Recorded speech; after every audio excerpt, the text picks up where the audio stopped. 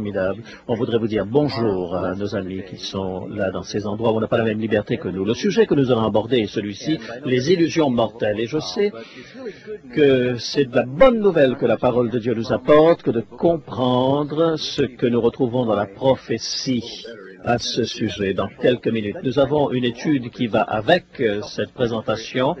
Et est-ce que les morts sont vraiment morts? Et il y a pas mal de confusion, même parmi les chrétiens, à ce sujet, et nous aimerions prendre un petit peu plus de temps pour parler de cela. Je voudrais vous parler de notre prochaine rencontre, la deuxième partie de ce sujet, qui va avoir un rapport avec le lac de feu, l'étang de feu que l'on retrouve dans le livre de l'Apocalypse. Et c'est vrai, en fait...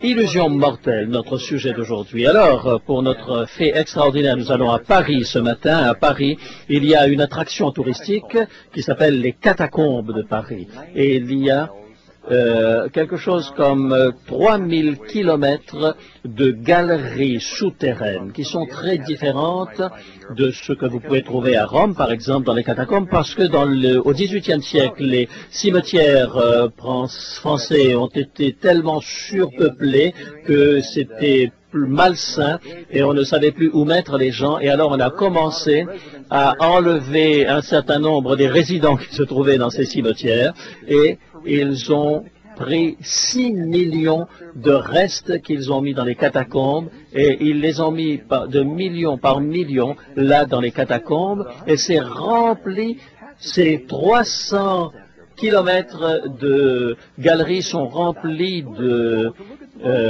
ces ossements et il y a 160 000 personnes qui chaque année vont visiter cela. Un touriste un jour est sorti des sentiers battus et on l'a retrouvé 11 ans après. Et bien sûr, on a retrouvé ses restes. Il s'appelait Nestor Valens, c'était un travailleur. Est-ce que cela ne vous embêterait pas à t'en demander à des hommes qui s'en occupent d'être toujours avec les os, vous savez, de temps en temps maintenant, quand je vois un os qui tombe par terre, eh bien je le reprends et je le remets en place. C'est devenu quelque chose de naturel. Et combien de gens pensent à tous ces esprits qui vont les hanter à partir de ce moment? Mais qu'est-ce que la Bible nous apprend au sujet de la mort? Il y a beaucoup de confusion et peut-être beaucoup plus dans l'Église chrétienne sur ce sujet. Combien d'entre vous ont été une fois ou l'autre dans un cimetière chrétien? Est-ce que vous avez été déjà vous promener dans un cimetière? Eh bien, avez-vous remarqué, Salomon dit qu'il vaut mieux aller dans une maison de lamentation plutôt que dans une maison de réjouissance parce que c'est terminé à ce moment-là et il n'y a plus rien qui puisse changer. J'ai remarqué quelque chose. Vous savez, parfois lorsque nous emmenons les enfants, parfois on visitait des cimetières à côté des églises baptistes ou des églises méthodistes.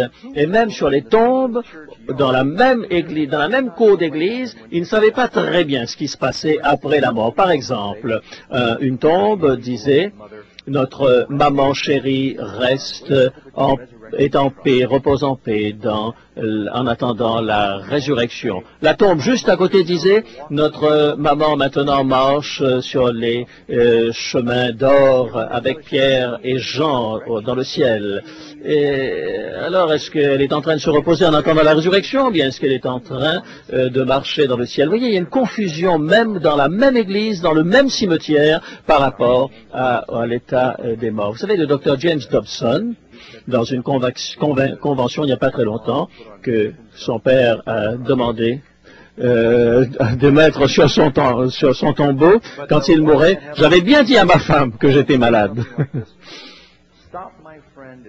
Arrête, mon ami, alors que tu passes à côté de ma tombe.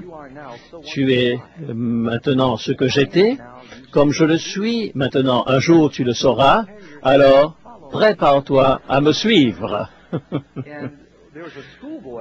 Et il y a un petit garçon qui a lu ça. Il a pris un crayon et il a rajouté quelque chose. Que te suivre ne m'intéresse pas, à moins que je ne sache comment tu as fait pour arriver là. Vous savez, les gens sont très confus par rapport à où allons-nous. Dans l'Apocalypse, il y a quelques bonnes nouvelles à ce propos. Jésus est identifié comme celui qui vit, qui était et qui est pour l'éternité et qu'il a les clés de la mort et du séjour des morts. Apocalypse chapitre 1, verset 18. Les chrétiens n'ont pas besoin d'avoir peur de la mort parce que selon la Bible, les chrétiens ne meurent pas, ils s'endorment. Et lorsque nous ouvrons les yeux, nous serons avec le Seigneur. Et l'apôtre Paul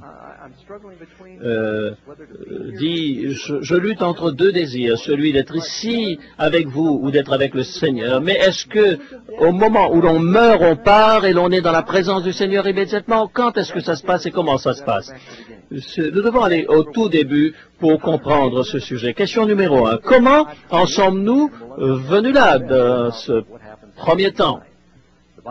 La Bible nous dit dans Genèse 2, verset 7, « Et l'Éternel Dieu forma l'homme de la poussière de la terre, il souffla dans ses narines un souffle de vie, et l'homme devint un être vivant, ou une âme vivante. » Au début, Dieu va former l'homme à partir de la glaise de la terre, et d'ailleurs, vous savez que tout ce que compose votre corps, ça coûte à peu près $3, les composants de votre corps.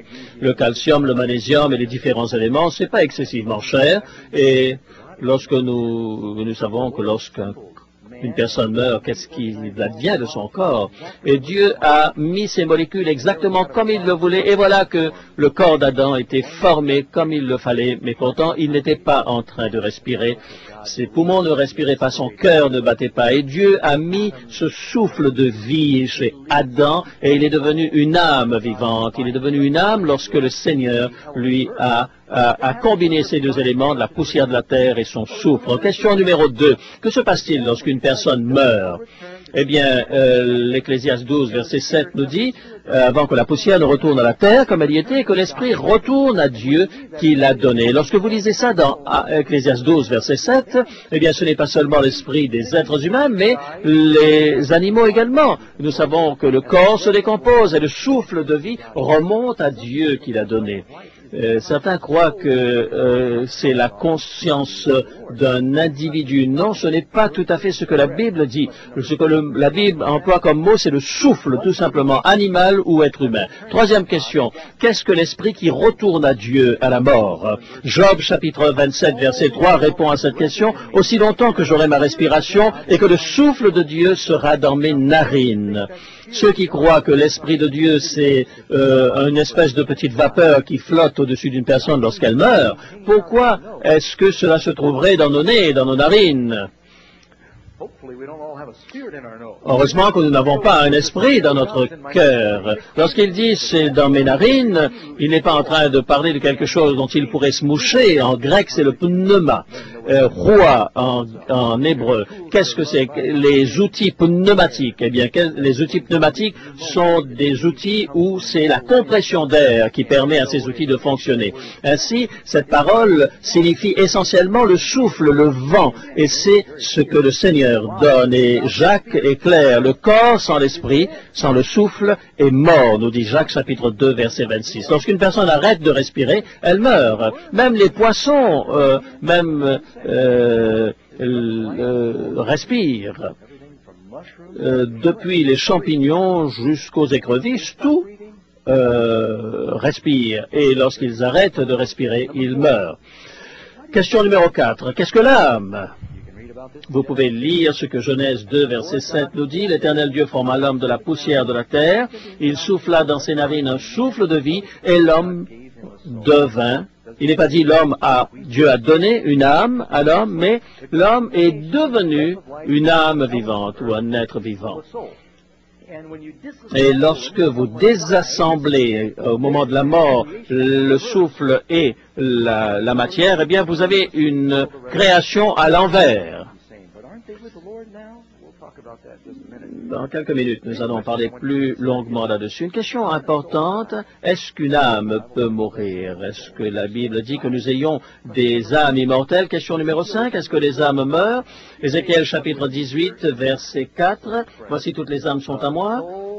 l'âme qui pêche et celle qui mourra. Ézéchiel 18, verset 4. C'est clair, n'est-ce pas? Et à nouveau, dans Job 4, verset 17, l'homme serait-il... Est-ce que l'homme est appelé immortel dans la Bible? Non. L'homme mortel, serait-il juste devant Dieu? Dit le texte. Et alors, tournez s'il vous plaît les caméras. Nous sommes prêts pour cela? Alors, on va pas vous entendre, hein, mais simplement, donnez-moi un texte biblique qui dit que l'homme est immortel. C'est très risqué de ma part de faire cela, à moins que je ne connaisse bien ma Bible. Il n'y a que 5 textes dans la Bible qui parlent d'immortalité. Dans 1 Timothée, chapitre 6, versets 15 à 16, ce que la Bible dit sur l'immortalité, le Seigneur des Seigneurs, le Roi des Rois, qui seul possède l'immortalité. Qui a l'immortalité? Laissez-moi vous donner un autre texte qui se trouve dans 1 Corinthiens, chapitre 15, car il faut que ce corps corruptible revête l'incorruptibilité et que ce corps mortel revête l'immortalité. Est-ce que nous avons l'immortalité maintenant ou bien est-ce que c'est un don que Dieu donnera plus tard? Et à nouveau, lorsque ce corps mortel aura revêtu l'incorruptibilité et que ce corps mortel aura revêtu l'immortalité, alors s'accomplira la parole qui est écrite, la mort a été engloutie dans la mort. Lorsque Jésus reviendra, alors nous allons devenir immortels. Mais sommes-nous immortels actuellement? Vous savez, une personne, lorsqu'elle meurt, vous croyez qu'elle s'en va vers une expérience glorieuse avant la résurrection? C'est un petit peu quelque chose qui nous rend confus, car la résurrection, c'est lorsque Jésus revient, que le jugement aura lieu lorsque Jésus revient. Alors si les gens meurent et qu'ils vont directement au ciel avant que le juge et la résurrection viennent, alors pourquoi est-il nécessaire qu'il y ait résurrection et jugement? Est-ce que le Seigneur va sortir les gens du ciel à son retour et dire « J'espère que vous étiez bien contents là-haut parce que maintenant on va vous juger pour savoir si vous le méritez ». En passant, il va falloir trouver votre corps. Certains prédicateurs disent c'est que Jésus va venir pour chercher les corps. Est-ce que nous allons avoir notre vieux corps lorsque Jésus va revenir ou nous aurons des corps nouveaux? Il ne revient pas pour venir chercher nos vieux corps, le Seigneur. Vous savez, souvent on montre des images des gens qui sont dans l'enfer. Ils sont en train de brûler. Et alors, vous savez, on va interrompre le processus maintenant, on va vous juger et ensuite on verra si vraiment on avait bien jugé lorsqu'on vous a mis ici dans l'enfer. J'aimerais que nous allions vers la Bible plutôt et que nous voyions quelles sont les preuves que la Bible contient à ce sujet. Est-ce que les âmes meurent? Apocalypse, chapitre 16, verset 3. Chaque être vivant... tout être vivant mourut ce qui était dans la mer, dit le texte d'Apocalypse 16, verset 3. La Bible n'est pas en train de parler d'un esprit, d'une âme, d'une sorte de fantôme, mais d'êtres humains. Si lundi soir vous venez ici, il n'y aura pas une âme dans ce lieu. Est-ce que je suis en train de parler des esprits des morts? Non, je parle des êtres humains, c'est une expression qu'on utilise tous les jours. Lorsque nous disons il n'y a pas une âme présente dans cette salle. Question numéro 6. Est-ce que les bonnes personnes vont au ciel lorsqu'elles meurent? Job chapitre 17, verset 7. La tombe est le lieu vers lequel je m'en vais. Et Actes chapitre 2, verset 29, après la mort de Jésus, après la résurrection de Jésus, il parle du roi David. David qui a tué Uri, était-il bon ou mauvais? David était... Non, c'est pas une question pour vous piéger. Est-ce qu'il sera sauvé?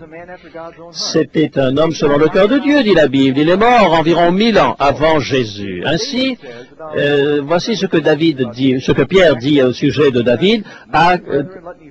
Homme frère, qu'il me soit permis de vous dire librement au sujet du patriarche David qu'il est mort et qu'il a été enseveli et que son sépulcre existe encore parmi nous aujourd'hui. Et au verset 34, car David n'est pas monté au ciel,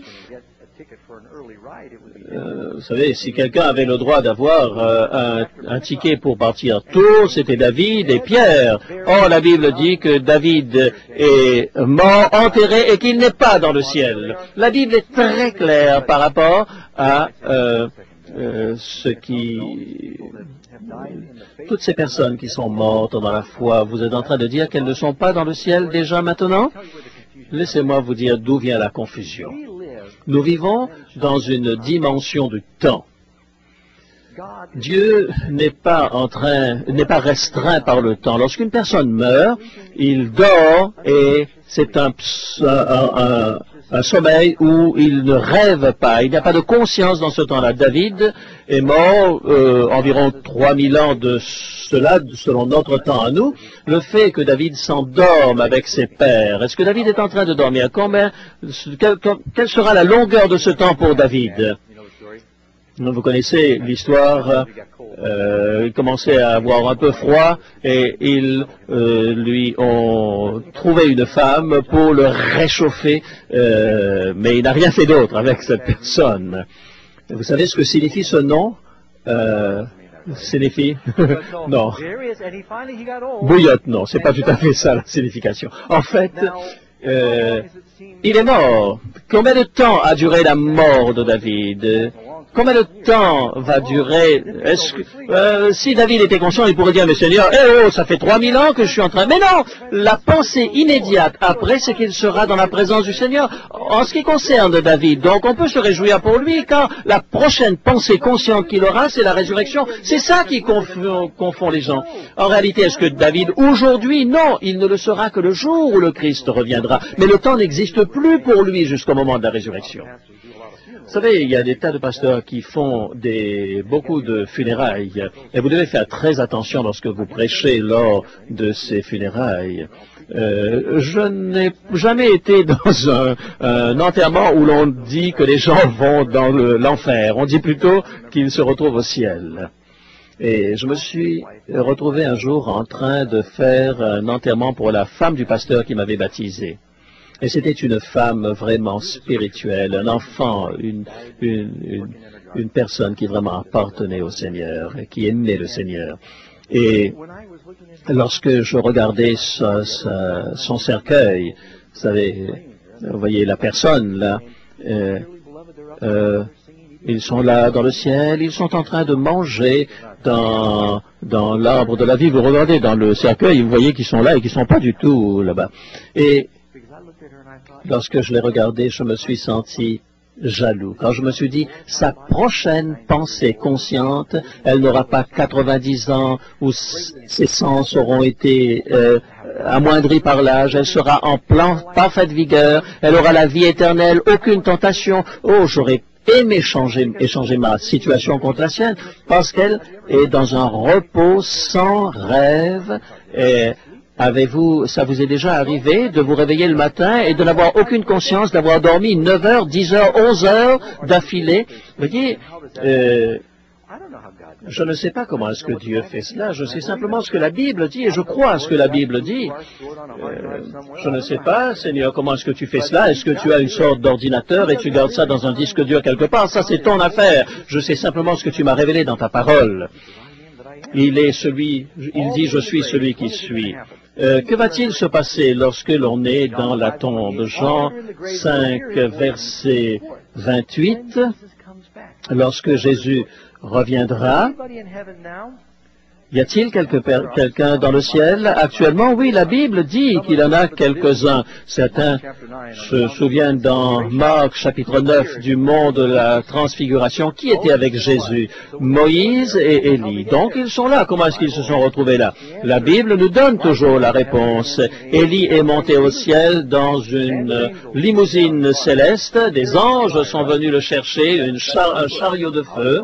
Comment est-ce que Moïse est monté là? Nous pouvons le lire dans le livre de Jude que Michael est venu et a ressuscité Moïse. Ainsi, Moïse a été ressuscité de manière exceptionnelle. Y a-t-il d'autres personnes dans le ciel actuellement? Enoch. La Bible dit que Enoch marcha avec Dieu et il ne fut plus parce que Dieu le prit. Et Dieu lui dit, bon, ben, tu es tellement proche de la maison, maintenant tu peux rentrer, autant que tu reviennes directement à la maison maintenant. Et dans le chapitre de l'Apocalypse, il est question de ces 24 vieillards qui sont autour du trône. Comment sont-ils arrivés là? Un certain nombre de théologiens croient que c'est en rapport avec Matthieu 27. Lorsque Jésus est mort sur la croix, il y a eu un tremblement de terre et les tombes s'ouvrirent et beaucoup de gens qui étaient des corps des saints ressuscitèrent à ce moment-là. Et ils sont sortis de leur tombe après sa résurrection et ils sont entrés dans la sainte ville et c'était une résurrection spéciale, localisée, et lorsque Jésus est monté, eh bien, il les a emportés comme les prémices de sa victoire sur la mort. Ceux qui avaient attendu le Messie, et je pense que Jean-Baptiste était l'un de ceux-là, ils ont été ressuscités d'une manière toute particulière, mais la résurrection n'a pas eu lieu encore, et ce n'est qu'un échantillon de ce qui se passera lorsque Jésus reviendra. Question numéro 7. De quoi sommes-nous conscients et que savons-nous après la mort? La Bible le dit très clairement, Ecclésiaste chapitre 9, versets 5, 6 et 10. Les vivants en effet savent qu'ils mourront, mais les morts ne savent rien. Ils ne savent rien. Et il n'y a pour eux plus de salaire, puisque leur mémoire est oubliée. Et leur amour, et leur haine, et leur envie ont déjà péri, et ils n'auront plus jamais aucune part à tout ce qui se fait sous le soleil. Cela signifie dans ce monde. Non seulement ils meurent, mais ils ne savent rien. Cela, en général, trouble les gens. Et ceux qui regardent, est-ce que l'un ou l'autre d'entre nous n'a pas été touché par la mort? J'ai probablement eu plus que les autres, mon père, ma mère, mes grands-parents, mon frère. Je suis le seul survivant de ma famille aujourd'hui. Et j'étais là lorsque beaucoup d'entre eux sont morts. Je suis allé voir mon grand-père, il était le dernier, il avait 93 ans lorsqu'il est mort. Et c'était un grand-père juif. Et il m'a dit, mon fils, Doug, je vais mourir demain. C'est le jour de mon anniversaire. C'est la dernière chose qu'il a dit. On se reverra au ciel. Et j'espère que je le trouverai là-bas, lorsque mon frère est mort également, lorsque ma mère est morte également. Vous savez, c'est douloureux de penser à la mort de ceux que nous aimons. Et il y a... si, on pourrait croire que l'on peut les contacter, mais en réalité, ils ne sont pas au ciel maintenant. Vous savez, pour ceux qui croient que l'on a tout de suite sa récompense lorsque l'on meurt, et beaucoup de parents aujourd'hui sont en train de souffrir en croyant que leurs enfants sont en train de brûler dans le lac de feu et qu'ils sont encore vivants sur cette terre. Vous savez, c'est une bonne nouvelle que la Bible nous dise que nous allons dormir jusqu'au jour de la résurrection. Est-ce qu'ils vont apprécier le ciel s'ils sont là en haut et qu'ils regardent et qu'ils voient tout le drame qui se passe sur cette terre? La Bible nous dit que nous irons tous ensemble au ciel. Doug, direz-vous, mais je sens leur présence, je sens la présence de mon mari qui est mort. Et vous savez, bien souvent ce sont les femmes qui survivent à leur mari. Et mes grands-parents, par exemple, ont été mariés pendant 70 ans. Et lorsque vous avez ensemble partagé 70 ans avec quelqu'un, vous savez, le départ de la personne, c'est quelque chose de terrible. Ce n'est pas inhabituel de comprendre qu'il puisse sentir la présence de l'autre après autant d'années. Et un jour, quelqu'un m'a dit, chaque fois que je me retourne et je dis « Jacques », et je me rends compte qu'il est décédé ou elle est décédée, 70 ans, où on a vraiment dans son esprit cette présence, et ce n'est pas anormal que l'on puisse sentir leur présence. Vous savez, lorsque mon frère est mort, une fois je me suis même retrouvé en train de prendre le téléphone pour l'appeler, et des années après sa mort, je me souvenais encore de son numéro de téléphone. Et j'ai dû effacer ce numéro de mon téléphone. Et un jour, j'ai appuyé comme cela par mégarde, j'y pensais pas, alors qu'il était déjà mort depuis un certain temps. Vous voyez, on n'a pas avoir le sentiment qu'ils sont en train de marcher autour de nous, mais en fait, la Bible nous dit qu'ils s'endorment et qu'ils sont dans un sommeil dans lequel il n'y a aucune conscience.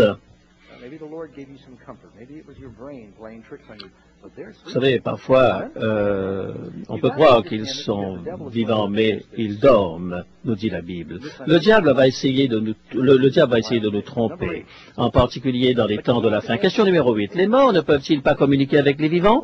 Ne sont-ils pas conscients? Qu'est-ce que la Bible dit à ce sujet? La Bible dit, Job 7, verset 10, « Il ne reviendra plus dans sa maison. » Je me souviens, quelques amis, je ne sais pas si vous vous souvenez de Artie Shaw, il était marié à Evelyn Keyes, qui était... ils vivaient ensemble dans une maison où un homme s'était suicidé. Et il disait, un homme est en train de se balader, c'est M. Borden, l'ancien propriétaire. Est-ce que le diable serait capable de prendre la forme des morts pour croire que la maison est hantée et que les morts reviennent pour hanter ces maisons? Et il y a tant de films et de chants et d'histoires qui racontent ce genre de choses. Des anges déchus sont en train de prendre la forme de ces morts pour nous tromper. Pourquoi? Parce que les êtres humains fonctionnent d'après leur sens et non par la parole de Dieu. Et le diable sait que les gens vont croire plus dans une apparition que dans la parole de Dieu. Vous savez, Saül, à un certain moment, ne croyait plus en Dieu, il est allé voir une sorcière à Endor, eh bien il est mort le lendemain d'avoir cru à ce que cette sorcière lui a dit. Vous savez, les morts dorment. Et jusqu'au moment de la résurrection. Ainsi, Job 14, verset 12, « Ainsi l'homme se couche et ne se relèvera plus, il ne se réveillera pas tant que les cieux subsisteront. Il ne sortiront pas de leur sommeil. » Qu'est-ce qu'ils font maintenant? Ils sont en train de dormir jusqu'à ce que tant que les cieux subsistent. Et à nouveau, dans Job 14, verset 21, « Ses fils sont honorés, il n'en sait rien, qu'ils soient dans l'abaissement, ils l'ignorent. Ils ne savent ce qui se passe de leur postérité, ils dorment. » Et cela nous encourage, bien sûr. C'est un sommeil sans rêve, tranquille. Et Job, à nouveau 31, et je serai dans la tombe, ils seront dans la tombe, et ils seront pour toujours. Ecclésiaste 9, verset 10, là où il n'y a ni sagesse, ni science, ni pensée dans le séjour des morts où tu vas. Quelle serait la première chose que vous feriez si vous étiez mort et que vous êtes ressuscité? Ben, je vais louer le Seigneur, la première chose, n'est-ce pas? Ça veut dire que vous êtes sauvés avec le Seigneur. Et ce que la Bible dit au sujet de ceux qui louent le Seigneur? Eh bien, Psaume 115, 17 nous dit, « Ce ne sont pas les morts qui célèbrent l'Éternel. Dans la mort, il n'y a aucun souvenir de toi, dit la parole de Dieu. » Ils ne savent rien, ils ne sont pas en train de louer le Seigneur. Et à nouveau, dans Ésaïe, les morts ne peuvent célébrer le Seigneur. Et dans le psaume 146, verset 4, son souffle s'en va, il rentre dans la terre, et ce même jour, leurs desseins périssent. Combien de pensées lui reste? Il n'y a plus aucune pensée, il n'y a plus de connaissance, il n'y a plus de travail, il n'y a plus de projet. Et vous voyez comment la Bible ajoute tout cela, mes amis. Qu'en est-il de la parabole du riche et de Lazare? Est-ce que Jésus n'a pas dit à l'homme sur la croix, je te le dis aujourd'hui, tu seras avec moi dans le paradis? Écoutez, si vous lisez bien votre Bible, vous allez voir que Jésus n'est pas allé au ciel ce jour-là. Jean chapitre 20, Jésus est allé aux pieds de Jésus, et Jésus dit à Marie, ne me touche pas quand je ne suis pas encore monté vers mon Père le dimanche matin, le jour de sa résurrection. Alors comment pouvait-il que le vendredi soir, ce bandit soit avec lui dans le ciel, puisque lui-même n'y est monté, n'est pas monté avant le dimanche matin? Nous ne devons pas construire notre théologie sur des paraboles et oublier l'ensemble de l'enseignement de la parole de Dieu. Question numéro 9. Jésus nomme l'état d'inconscience des morts un sommeil. Dans Jean 11, versets 11 à 14. Combien de temps vont-ils dormir?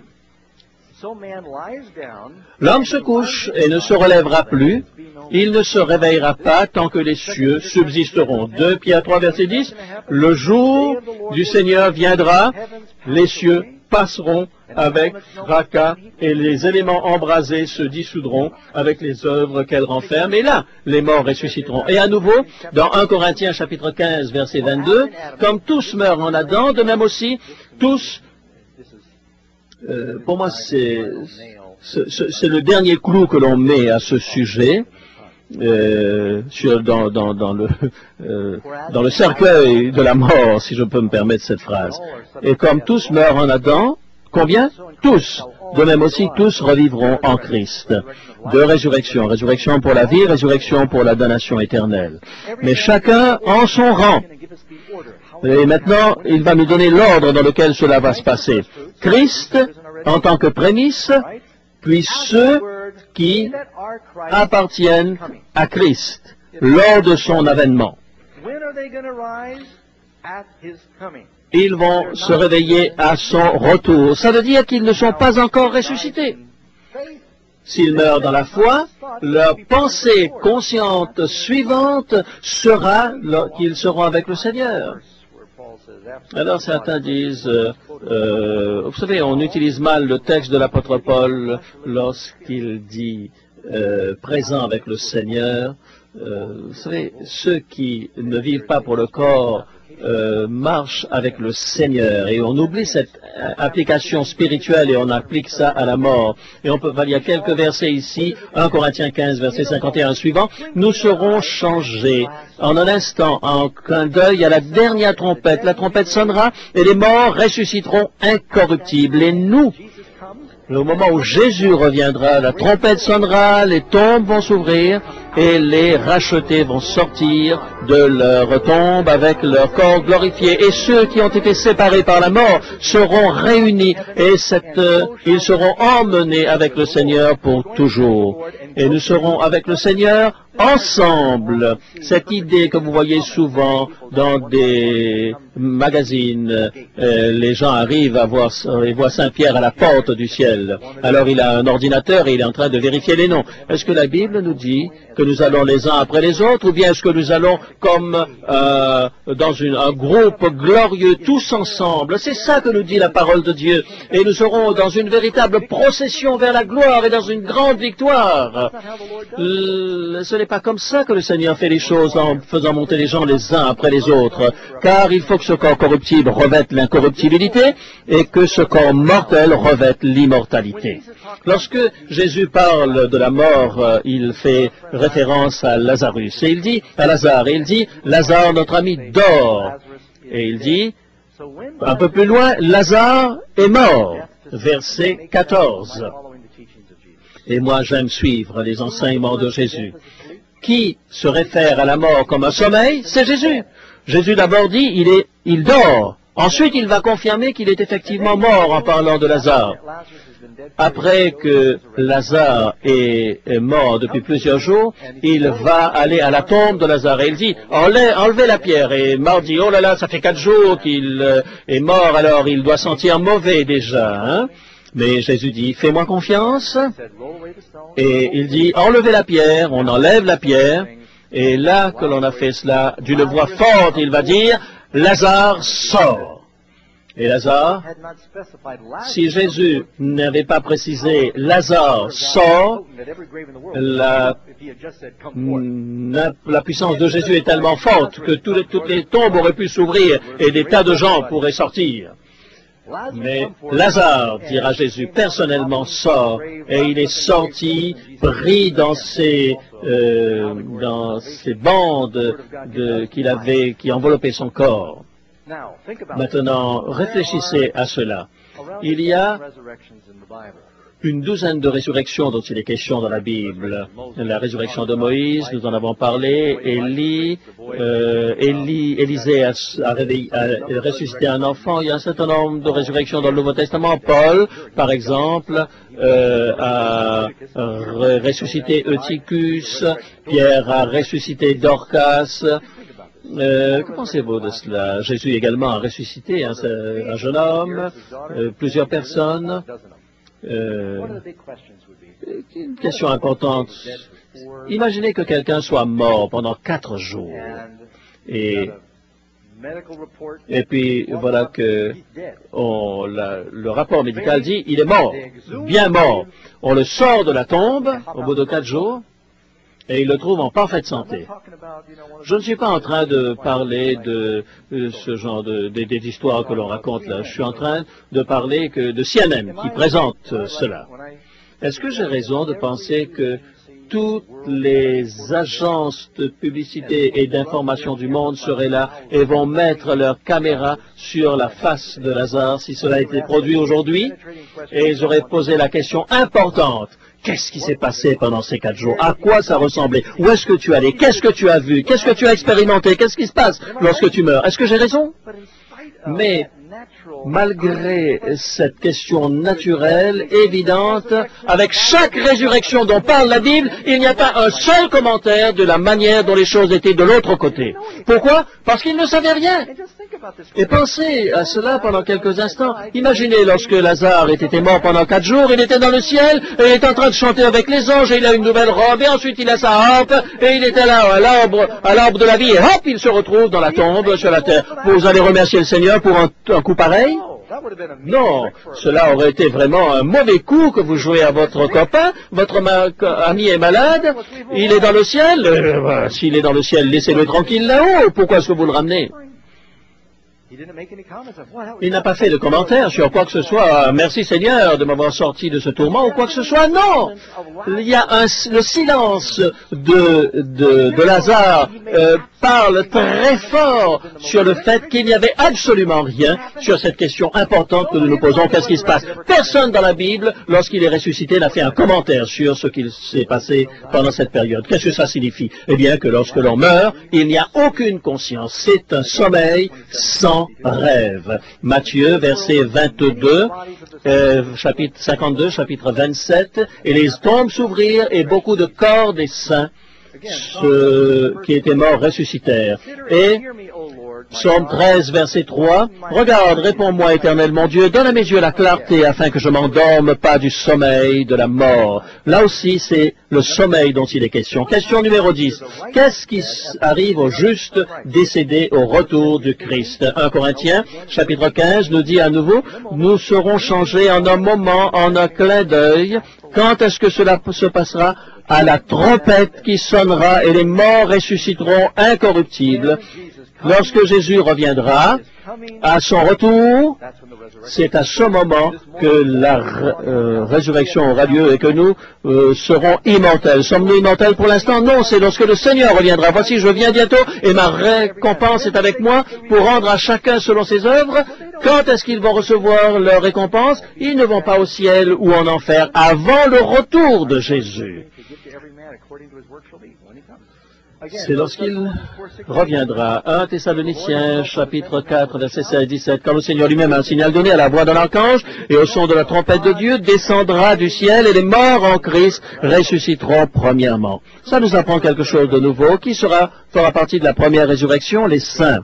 Les morts en Christ vont se lever les premiers. Et ensuite, dans Jean chapitre 5, versets 28-29, ne vous étonnez pas de cela quand l'heure vient, et elle est déjà que venue, où ceux qui sont dans les tombes entendront sa voix et en sortiront. Ceux qui auront fait le bien sortiront pour la résurrection de la vie, et ceux qui auront fait le mal ressusciteront pour la damnation éternelle. La Bible est claire là-dessus. Il y a 2 résurrections. Lorsque Jésus reviendra, nous serons enlevés et nous aurons un corps glorifié et les morts en Christ rencontreront le Seigneur dans les airs et ils auront été transformés et à ce moment, ils rencontreront le Seigneur et ainsi nous serons pour toujours avec le Seigneur. Ça, c'est la séquence biblique dont il est question. Et encore une fois, si vous avez des doutes, lisez Jean chapitre 6 et vous verrez 4 fois Jésus va dire, lorsque les morts ressusciteront, Jean 6 verset 49, c'est la volonté de mon Père que je ne perde personne de ce qu'il m'a donné, mais qu'il ressuscite au dernier jour. Quand? Au dernier jour. Et c'est la volonté de celui qui m'a envoyé, que tous ceux qui voient le Fils et croient en lui aient la vie éternelle. éternelle, Jean 6, 39, et je le ressusciterai au dernier jour. Encore une fois, dans Jean 6, verset 44, une personne ne peut venir à moins que le Père ne l'attire, et je le ressusciterai quand? Au dernier jour. Un dernier texte. Jean 16, verset 54, celui qui mange mon corps et qui boit mon sang a la vie éternelle, et dès qu'il meurt, ils vont aller au ciel? Non, je le ressusciterai au dernier jour. Quand est-ce que c'est le dernier jour? Est-ce que c'est déjà passé ou est-ce que c'est quelque chose qui vient? C'est le futur, le jour du jugement, le jour du Seigneur, le dernier jour dans la Bible. C'est lorsque la grâce s'arrête, c'est à ce moment-là qu'arrive le dernier jour. Lorsque Jésus vient, le Seigneur, les justes sont sauvés et les méchants sont perdus. 1 Corinthiens, chapitre 15, verset 22-23, car en Adam tous meurent, de la même manière en Christ, tous seront ressuscités, chacun en son rang. Christ tout d'abord en tant que le premier fruit, ensuite les justes. Alors, question numéro 11 nous dit ceci. Quel était le premier mensonge du diable? Le premier mensonge dans la Bible, dans le Jardin d'Éden, Genèse 3, verset 4, et le serpent dit, « Vous ne mourrez point ». Vous savez, aujourd'hui, il y a des pasteurs autour du monde qui sont en train de perpétuer le mensonge premier de Satan. Vous allez vivre, vous êtes dans le sein d'Abraham, vous ne pouvez mourir. C'est ce que dit le diable. La parole de Dieu dit, si vous mangez ce fruit, vous mourrez. Et Adam et Ève sont morts aujourd'hui, n'est-ce pas? Est-ce qu'ils sont en train de flotter quelque part dans le ciel? Question numéro 12. Pourquoi le serpent a-t-il menti à Ève concernant la mort? Est-ce que ce sujet pourrait être plus sérieux que beaucoup ne le croient? Ésaïe, chapitre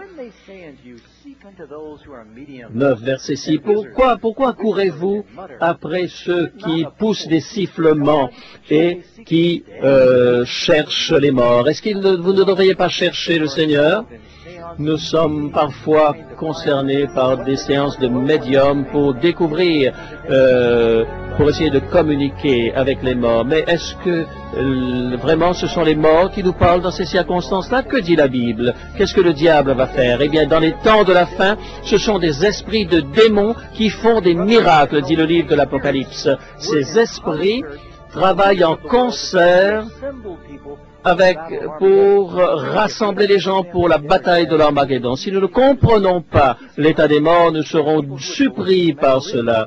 Les gens vont croire des apparitions plus facilement qu'ils ne croient à la parole de Dieu. Il vaut mieux s'appuyer sur la parole de Dieu. 1 Timothée, chapitre 4, verset 1. Certains abandonneront la foi, écoutant des esprits séducteurs et des doctrines de démons. 1 Timothée 4. Vous voyez cela partout où vous allez, dans les magazines, etc. Et Billy Graham, actuellement, on met la photo de Billy Graham à côté pour donner de la crédibilité à cette idée. Qu'est-ce qui se passe après la mort? Et vous savez, aujourd'hui, presque 70 millions d'Américains disent qu'ils croient possible de communiquer avec les morts. Si ce que je suis en train d'enseigner est biblique et que les morts qui nous ont quittés ne peuvent communiquer, alors si en fait on dit qu'ils sont en train de communiquer avec nous, qui est en train de communiquer? En fait, ce sont des anges déchus et les démons. Ah, mais écoutez, c'était tellement gentil ce qu'il m'a dit, c'était tellement agréable, c'était vraiment la voix de grand-mère que j'ai entendue. Elle m'a donné de si bons conseils. Est-ce que le diable savait à qui ressemblait grand-mère? Est-ce qu'il peut faire que l'on croit que c'est la voix de grand-maman? Vous savez, elle a dit des choses que seulement grand-mère pouvait savoir. Est-ce que le diable a su ce que grand-mère a fait? Vous savez, il a des renseignements il est mieux que la CIA, il a des renseignements sur chaque individu, puisqu'il les voit. Et comment pouvait-il faire des choses que seulement grand-mère faisait? Eh bien, le diable est capable de le faire. Et il utilise cette information pour pouvoir nous tromper. Vous savez, le journal US News, dans un sujet intitulé « La vie après la mort », parlant des expériences hors de son corps à l'approche de la mort, dit ceci, vous savez, je suis mort on dit je suis mort sur la table d'opération et je sais qu'on va tout de suite au ciel. Combien de personnes ont dit cela? On suppose qu'ils sont morts sur la table d'opération et il dit je suis sorti de mon corps et là j'ai regardé et les docteurs étaient en train de m'opérer et j'étais dans le ciel et Dieu dit ah c'est pas encore le moment pour toi de revenir, allez redescends maintenant sur la terre. Est-ce que nous devons fonder notre théologie sur les illusions et sur les hallucinations des gens lorsqu'ils ont un manque d'oxygène? Il n'y a pas deux personnes qui ont fait ces expériences du corps à l'approche de la mort, hors du corps à l'approche de la mort, qui ont la même vision. Certains ont expérimenté, j'étais prêt à me réincarner dans ma forme suivante, et puis, j'étais un petit oiseau tout beau, je ne savais pas si je voulais être un garçon ou une fille dans ma vie future, mais je suis revenu. Et d'autres disent, vous savez, j'étais dans l'enfer, et j'étais en train de brûler, alors je vais te donner une deuxième chance, a dit le Seigneur. Vous savez,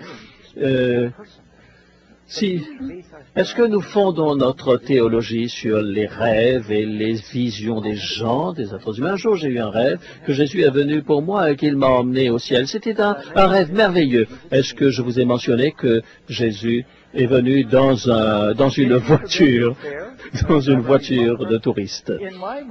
Dans mon esprit, j'ai toujours cru que de conduire dans une voiture, ces voitures de bumping car, comme on les appelle, et c'était mon rêve. Et ce rêve, je l'ai transféré sur Jésus et je l'ai vu venir dans une de ces voitures bumping car. Oui. Et vous croyez que Jésus est en train va venir de cette manière-là parce que j'ai rêvé cela? Est-ce que je peux fonder ma théologie sur les rêves que j'ai?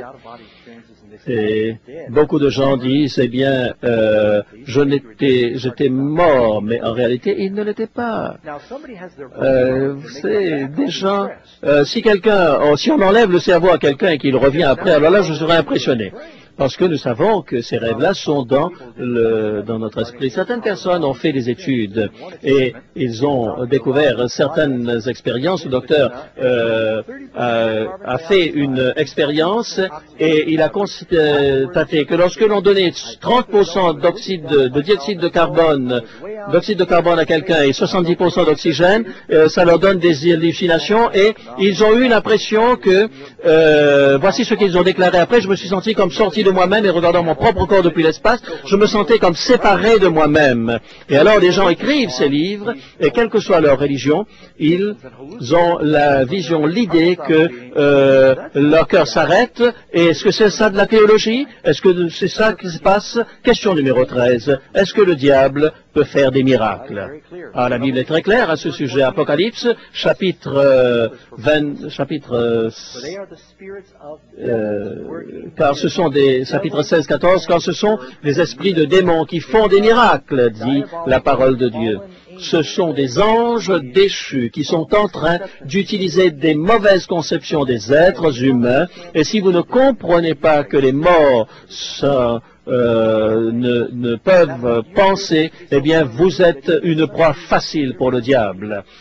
Et mes amis, ce ne sont pas vos amis ou vos parents lorsqu'ils vous parlent après leur mort. Et qu'est-ce qui va se passer à ce moment-là? Invoquez le nom du Seigneur et vous verrez qu'ils disparaîtront. Et regardez ce qu'il est dit dans 1 Roi 22, verset 2. Et je serai un esprit de mensonge dans la bouche de tous ces prophètes. L'Éternel dit, tu le séduiras et tu en viendras à bout.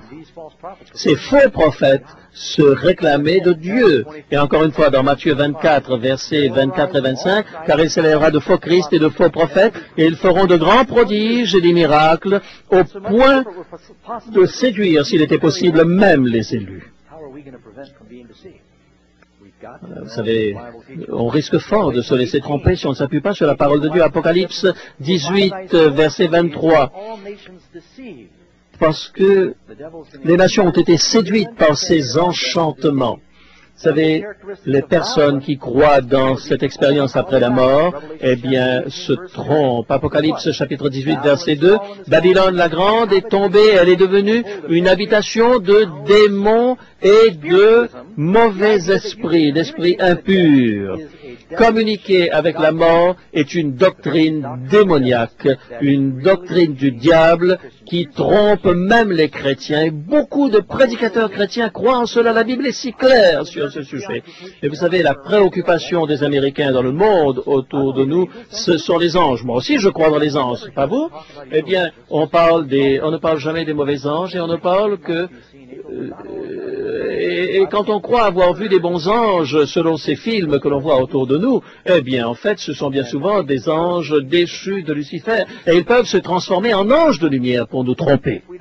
Si nous ne savons pas que les morts sont morts, et tout d'un coup, nous avons des apparitions de la Vierge Marie un peu partout. Je ne voudrais pas être incorrect envers Marie, mais vous savez, les apparitions de cette semaine, par exemple, on a parlé de l'apparition de Marie. Cette semaine, on parlait encore dans les journaux. Et si ces apparitions qui se réclament de Marie, mais où est-ce que la Bible dit que Marie est dans le ciel aujourd'hui? La Bible ne le dit pas, c'est un enseignement catholique, qu'elle est montée au ciel. Mais ce n'est pas dans la Bible, mes amis. Et l'idée qu'elle apparaît par-ci, par-là et qu'elle donne des messages, ça doit vous faire réfléchir. Est-ce que le diable savait qu'elle a été la vie de Marie? Oh, je crois que Marie était une sainte femme et qu'elle sera dans le ciel. Je ne crois pas qu'elle sera là parce qu'elle est morte après cette résurrection spéciale qui a eu lieu au moment de la mort de Jésus. Question numéro 14. Pourquoi est-ce que le peuple de Dieu ne risque pas d'être trompé par ces manifestations? Acte 17, verset 11, ils reçurent la parole de Dieu avec beaucoup d'empressement et ils sondaient les Écritures pour savoir si ce qu'on leur disait était exact. Vous ne viendrez jamais à la conclusion et vont au ciel immédiatement si vous lisez la Bible, si vous fondez votre foi sur la Bible. Je vais vous dire quelque chose, mon ami. Vous serez mis de côté, vous serez ostracisé, car la majorité des chrétiens disent, vous mourrez et vous allez au ciel immédiatement. Et vous serez avec le Seigneur maintenant. Et on répète ça dans les enterrements, ils sont maintenant avec le Seigneur. Et vous pensez, le fait, c'est qu'ils pourront bientôt être avec le Seigneur, c'est sûr, mais le jugement doit avoir lieu, la résurrection doit avoir lieu, c'est alors qu'ils seront avec le Seigneur. Ils ne peuvent être avec le Seigneur maintenant. Je ne suis pas seul en vous annonçant cela. Beaucoup des pères de l'Église ont compris cela et beaucoup de prophètes de la parole de Dieu. À la loi et au témoignage, dit le prophète Ésaïe, si l'on ne parle pas ainsi, il n'y aura point d'aurore pour le peuple. Et nous devons fonder nos conclusions sur ce que la parole de Dieu nous dit. Qu'est-ce que la Bible dit?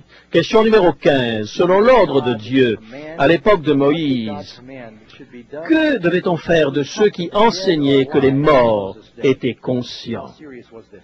Est-ce que c'était une question sérieuse pour ces gens-là? Lévitique chapitre 20, verset 27, si un homme ou une femme ont en eux l'esprit d'un mort ou un esprit de divination, ils seront punis de mort. On les lapidera, leur sang retombera sur eux. Comment est-ce que la Bible réagit par rapport à ceux qui disent qu'ils sont en contact avec les morts? Éphésiens chapitre 5, n'ayez rien à faire avec les fruits de l'obscurité. Galates chapitre 5, verset 19 à 21. Car les œuvres de la chair sont manifestes, ce sont l'impudicité, l'impureté, la dissolution, l'idolâtrie, la magie, les inimitiés, les querelles, les jalousies. La magie se trouve dedans, mes amis. Et la magie consiste à communiquer avec les morts. Et si nous allons dans Apocalypse chapitre 21, verset 8, les magiciens auront leur part dans le lac de feu et les enchanteurs seront donc dans l'étang de feu à la seconde mort. Il y a quelques années de cela, lorsqu'il y avait la guerre du Vietnam, une dame qui vivait à San Francisco avait un fils qui était au Vietnam et qui se battait là-bas. Elle était très inquiète parce qu'elle savait que son fils n'avait fait aucune décision de prendre Christ comme son sauveur et elle était inquiète que son fils meure. Et un jour, elle reçoit un télégramme, nous sommes au regret de vous informer que votre fils n'est pas revenu et qu'il est présumé mort. Elle était totalement dévastée par cette nouvelle. Elle s'est demandé, mais qu'est-ce qui va se passer? Pendant des jours, elle est restée dans sa chambre à pleurer. Un soir, après une longue période de pleurs, elle a entendu une voix, elle s'est retournée, et voici, au pied de son lit, se trouvait son fils. Et ce fils a dit, « Maman, j'ai été envoyé pour te dire de ne pas te faire du souci pour moi, je vais très bien. » Et lorsqu'elle a repris ses sens, elle a commencé à parler à son fils. « Je ne comprends pas. Est-ce que tu as accepté le Seigneur? Je ne savais pas que tu croyais en Dieu. Et qu'est-ce qui s'est passé? » Et ce fils a dit, maman, tout le monde va y arriver. Lorsqu'on parle de l'enfer et tout ça, ne te fais pas de soucis, tout le monde va au ciel. Et il a commencé à lui parler de toutes sortes de choses, mais contraires à ce que la parole de Dieu dit.